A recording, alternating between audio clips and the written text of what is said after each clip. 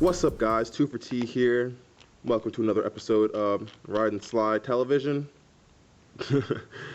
And I got some good news. My cutting wheel came in. I just put it on. So now I can... Well, I don't know why that just moved, but...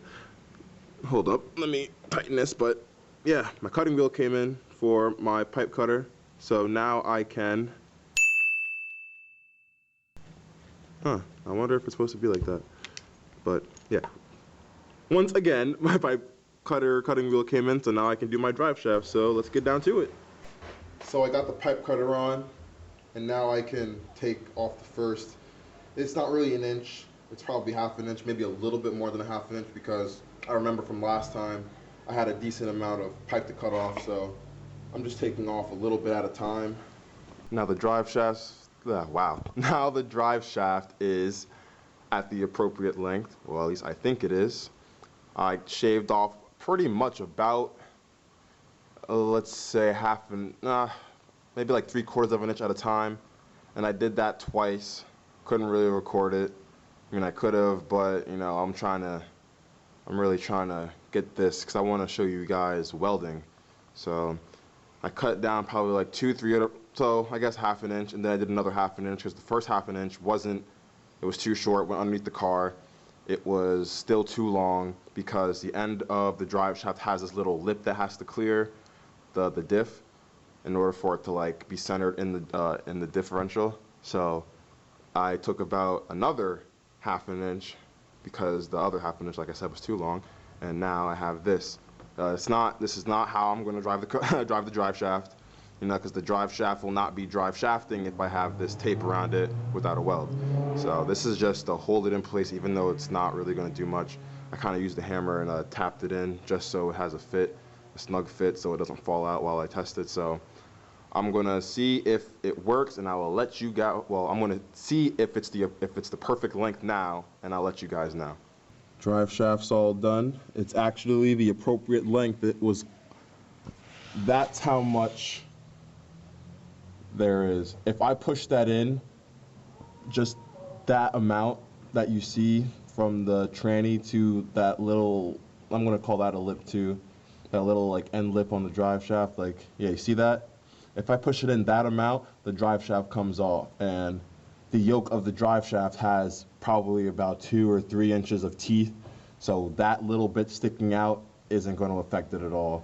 So even though most people would rather have their drive shaft all the way in, I'm just doing this with just regular home tools and a cheap welder.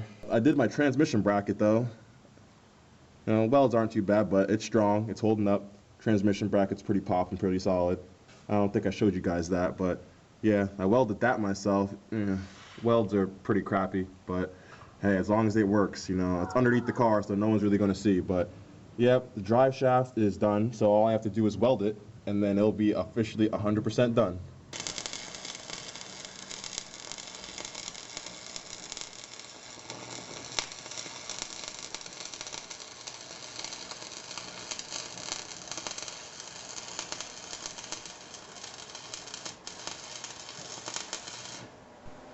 Drive shaft's all done with some jank ass welds, yo. I mean, up top, there was a big gap, so there's a lot of blowout, as you can see. But you know, as I went around, it went pretty well. You know, it's kind of in the vise. Underneath had some pretty good welds. Got a pretty nice bead going on. You know, like I said, I'm doing this with a cheap welder. You know, it still penetrates. There's penetration on all those welds, just minus the fucking blowout on the top. But the only way I'm going to test the strength is I'm going to put it in the car and drive it. And if it keeps on going, then I know it's pretty good. So, yeah, that's that. I'm going to put that in the car.